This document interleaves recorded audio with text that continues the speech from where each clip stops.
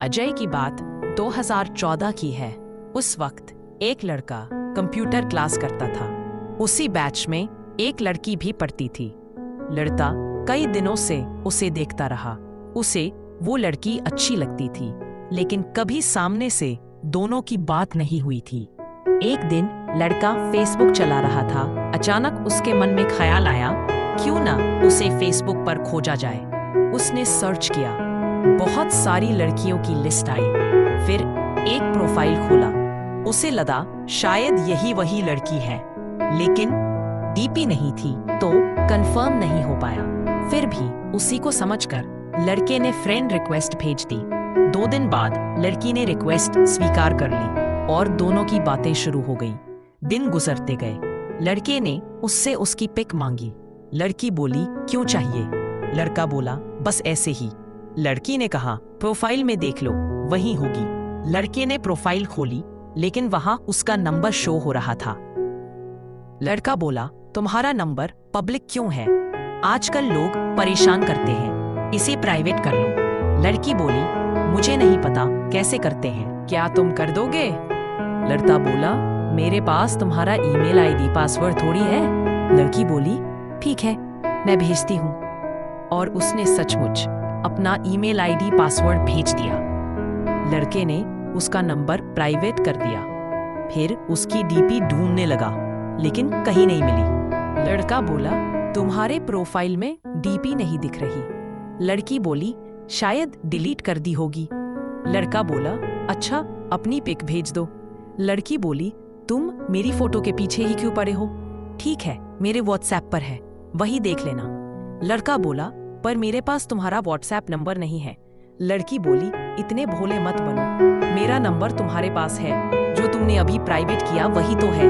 लड़का बोला, अच्छा, लेकिन तुम्हारा डीपी नहीं दिख रहा था। लड़की बोली, मैंने प्राइवेसी लगाई है, तुम पहले मैसेज करो, मैं नंबर सेव कर लूंगी, तब डीपी दिखेगा। लड़के ने मैसेज किया। लड़की ने नंबर सेव किया, तब जाकर डीपी दिखाई दिया। लड़के ने देखा और हैरान रह गया। ये वही लड़की नहीं थी जो क्लास में उसके बैच में पढ़ती थी। लड़के को कुछ समझ नहीं आया, लेकिन फिर भी उससे बातें करना अच्छा लगने लगा। उसने कभी नहीं बताया कि वो उसे किसी और समझकर बातें शुरू की थी। दिन बीतते गए, बातें बढ़ती गई, और एक दिन घर में एक बच्ची उसके कमरे में आई। उसकी नजर लड़के के हाथों पर पड़ी। वो जोर जोर से चिल्लाने लगी। आवाज सुनकर बाकी लोग भी वहां पहुंचे और हालात देखकर सब रोने लगे। घर में मातम छा गया। लड़के का भाई जल्दी से कपड़े से उसका हाथ बांधकर उसे अस्पताल ले गया और करीब 1 घंटे बाद उसे होश आया। डॉक्टर से लड़के का भाई बोला, कोई और बात तो नहीं है? डॉक्टर बोला, नहीं, कोई और दिक्कत नहीं है, बस खून ज्यादा बह जाने से बेहोश हो गया था। शुक्र है हाथ की नस बच गई। अब इन्हें घर ले जा सकते हो, आराम करने दो। लड़का घर आया। घर वालों ने उससे कोई सवाल नहीं किया। शायद सब उसकी तबीयत सुधरने का इंतजार कर रहे थे। और इन सब के बीच लड़के का मोबाइल घर पर ही पड़ा रह गया था। अस्पताल से आने के बाद लड़का सो गया। रात को खाने के लिए जगाया गया। खाना खाते हुए उसे उस लड़की की याद आने लगी। लड़का सोच रहा था, मैंने जो फोटो भेजी थी वो देखकर लड़की क्या सोच रही होगी, वो कैसा रिएक्ट कर रही होगी, क्या सच में नाराज होगी? ये सब सोचते सोचते डिनर खत्म हुआ। वो जल्दी से अपने रूम में गया, मोबाइल ऑन किया।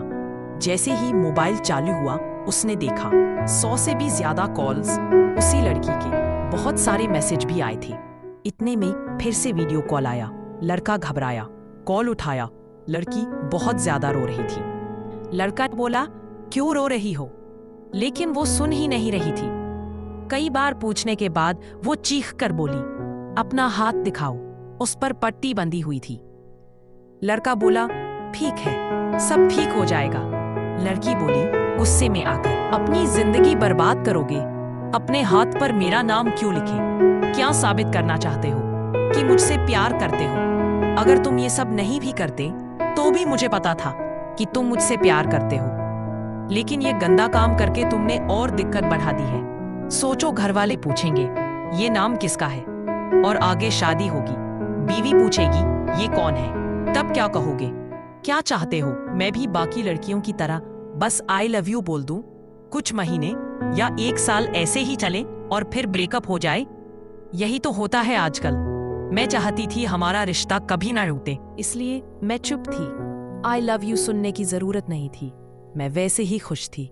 लेकिन तुम खुश नहीं थे। तुम्हें आई लव यू का बुखार चढ़ गया था। प्यार सिर्फ बोलने से नहीं होता, प्यार बिना कहे भी महसूस होता है। ये बात तुम्हें भी पता है। और वो लड़का बोला, अच्छा सॉरी, चुप हो जाओ प्लीज, माफ कर दो, आगे से कभी नहीं करूंगा ऐसा।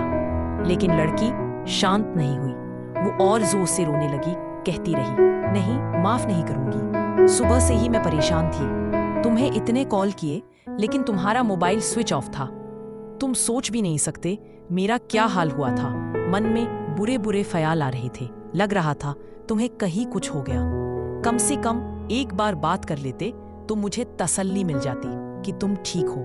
लड़का बोला, अब तो बात हो गई, अब तो तसल्ली हो गई, लेकिन तुम तो अभी भी रो रही हो। प्लीज माफ कर दो, मैं कसम खाता हूँ दोबारा ऐसा नहीं करूंगा, दोबारा ऐसा नहीं करूंगा। लड़की बोली, मेरा मन नहीं हो रहा तुम्हें माफ करने का, कैसे करूं? तुमने मुझे तकलीफ दी है, ये मैं कैसे भूल जाऊं? इतना कहते हुए लड़की अपने बिस्तर पर बैठ गई।